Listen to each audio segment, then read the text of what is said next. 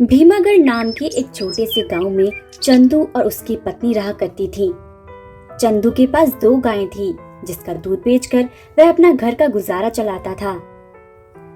दोनों गायें एक दिन में 10 लीटर दूध दिया करती थी। इस बात से आसपास के सभी लोग चंदू से काफी जलते थे। सुनिए जी, कल राजू की फीस भरने की लास्ट डेट है। आप आते हुए बैंक से 5,000 रुपए लेकर आइएगा। मैं कल स्कूल जाकर फीस भर आऊंगी। ठीक है राजू की मम्मी। गांव का एक आदमी यह सब बातें सुन लेता है और जाकर अपने दोस्त को बताने लगता है। क्या जमाना आ गया है दोस्त। जो आदमी कल दर दर की ठोकरें खा रहा था, आज वो इतना पैसा कमा रहा है कि बच्चों का दाखिला महंगे स्कूल में कर रहा है। हाँ रंजीत, बिल्कुल सही कहा तूने। ये चंदू गाय के कारण इतना उछल रहा है। क्यों ना हम लोग इसकी गाय को ही ठिकाना लगा दें। हाँ तो फिर तय रहा। आज हम लोग रात को चंदू के घर जाकर उसकी गाय को जहर दे देंगे। रात के समय सभी लोग चंदू के घर चुपचाप घुस आते हैं और गाय को जहर वाला बिस्किट खिलाने लगते हैं। तभी गाय तड़पना शुरू कर देती है और तड़प तड़प कर मर जाती है। तभी गाय की आवाज सुनकर चंदू बाहर आता है और वह देखता है कि दोनों गाय मरी पड़ी हैं। चंदू ने इन तीनों को देख लिया था। ये क्या किया तुम तीनों ने? मेरी गायों को मार दिया। अब तुम तीनों में से कोई भी जिंदा नहीं बचेगा। चंदू गुस्से में आकर उन तीनों से हाथापाई करने लगता है। तभी गुलशन चुपके से उसका एक हाथ काट देता है और मुन्ना उसका गला दबाकर उसे जान से मारने की कोशिश करता है। सभी कोई उसे मना समझकर वहां से चले जाते हैं। थोड़ी देर बाद शोभा की नींद टूटती है। इतनी रात का ये कहाँ चले गए अब? तभी शोभा को चंदू की रोने की आवाजें आती हैं। शोभा दौड़ती हुई चंदू के पास जाती है और उसकी यह अवस्था देखकर उससे पूछती है, क्या हो गया चंदू जी आपको? आपकी ये हालत किसने की? शोभा, मुन्ना और रंजीत के एक साथी ने मिलकर हमारी गायों को जहर दे दिया। मैं गुस्से में आकर उन तीनों से हाथापाई करने लगा और उन्होंने मेरी ये हालत कर दी। अब लगता है कि मैं नहीं बच पाऊंगा। मेरा सफर यहीं तक था शोभा। बच्चों का ख्याल रखना। और इतना कहते ही चंदू दम तोड़ देता है और उसकी पत्नी शोभा फूट फूट कर रोती है। 3 दिन बीत जाते हैं और शोभा के बचाए हुए वो कुछ पैसे भी अब चंदू के अंतिम संस्कार में लग चुके थे। शोभा के पास अब कुछ भी रुपए नहीं बचे थे।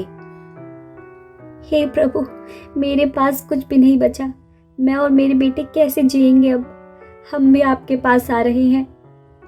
चंदू के जाने के बाद शोभा बिल्कुल टूट चुकी थी। महंगाई के जमाने में आखिर वो कैसे अपना घर चला पाती? आखिरकार मजबूरन उसे अपने बेटे और अपने खाने में जहर मिलाना पड़ता है।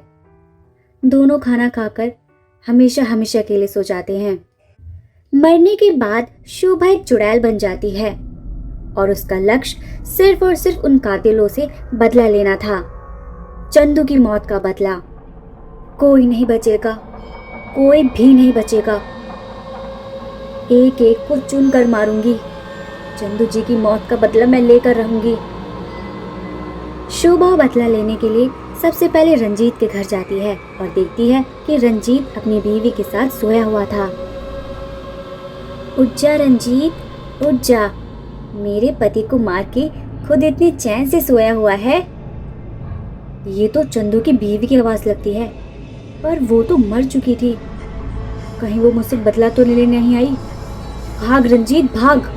रंजीत अपनी जान बचाकर बस भाग ही रहा था कि चुड़ैल उसे पकड़ लेती है और बड़ी बेरहमी से उसके दोनों हाथों को काटकर खा लेती है। मेरा बदला अभी पूरा नहीं हुआ है रंजीत।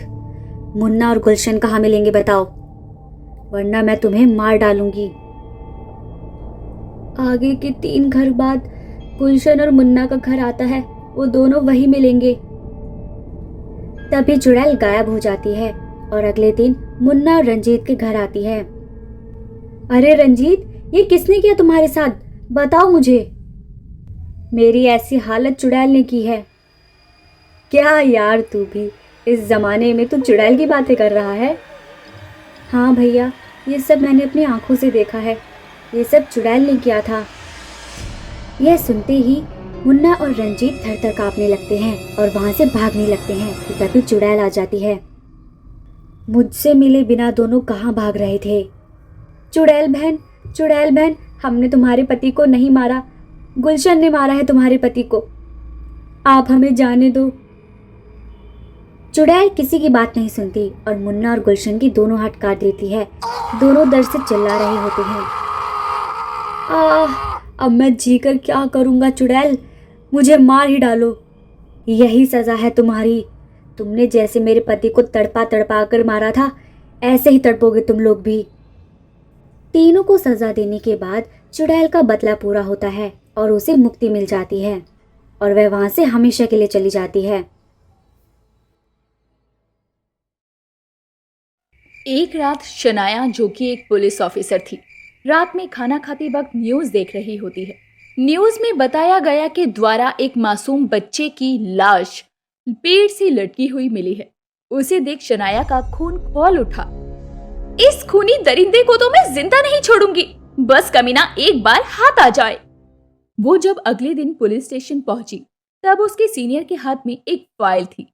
उन्होंने कहा, ऑफिसर शनाया, ये लीजिए फाइल। इसमें उस बच्चे के सीरियल किलर के बारे में कुछ डिटेल्स हैं। हमें एक फैमिली पर शक है कि किलर उसी फैमिली का हिस्सा है।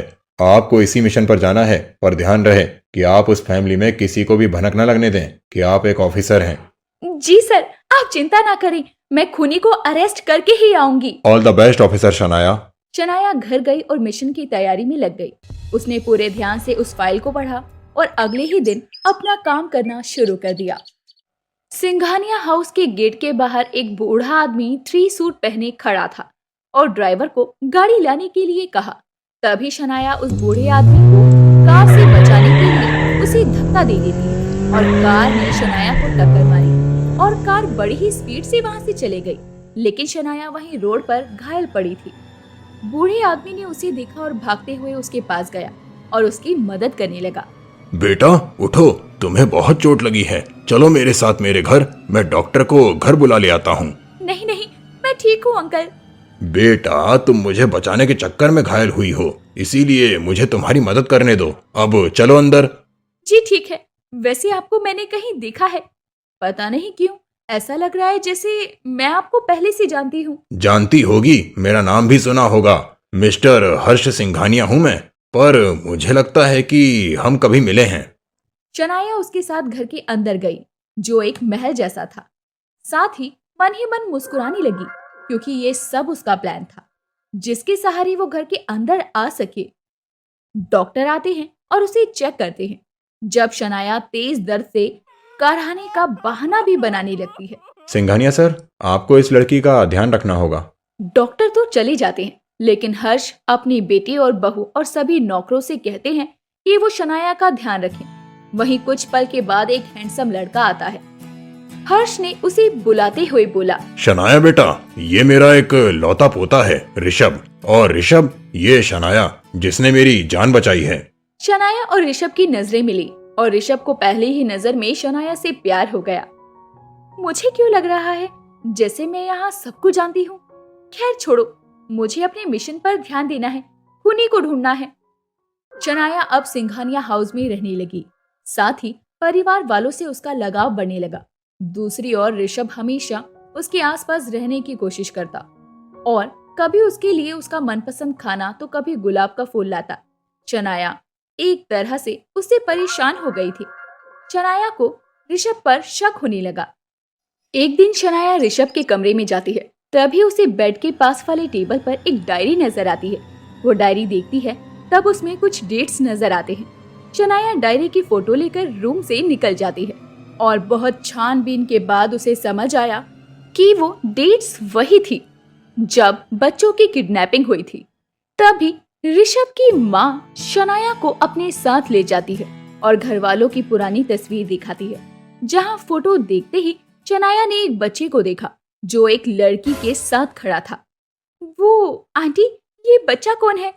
बेटा, ये तो ऋषभ है और उसके बगल में उसकी दोस्त जिससे ऋषभ प्यार करने लगा था, लेकिन वो लड़की शहर छोड़कर चली गई। और कभी हम उससे मिले ही नहीं। तब शनाया को एहसास हुआ कि वो लड़की कोई और नहीं बल्कि शनाया खुद है और ऋषभ उसका बचपन का प्यार है। उसकी आंखों में आंसू आ गए, लेकिन उसे अपना फर्ज भी निभाना था, इसीलिए वो अब से ऋषभ पर निगरानी रखने लगी।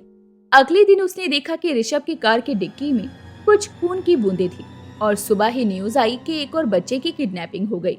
मजबूरी में उसने अपने प्यार को भुलाकर ऋषभ की गाड़ी का पीछा किया, क्योंकि हो ना हो खून लगी हुई गाड़ी और बच्चे का कुछ तो नाता था। कुछ देर बाद में कार में से एक मास्क पहने आदमी आया और एक सुनसान जगह के पास गया।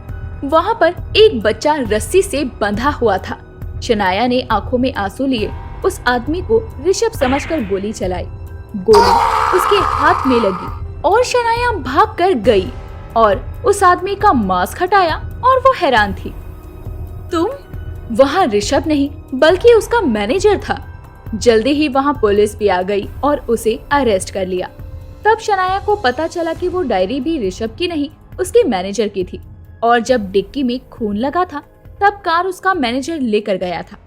शनाया ने उसके बाद मैनेजर को कड़ी से कड़ी सजा दिलवाई और ऋषभ को अपने प्यार का इजहार किया और बताया कि वो वही लड़की है जिससे वो बचपन में प्यार करता था।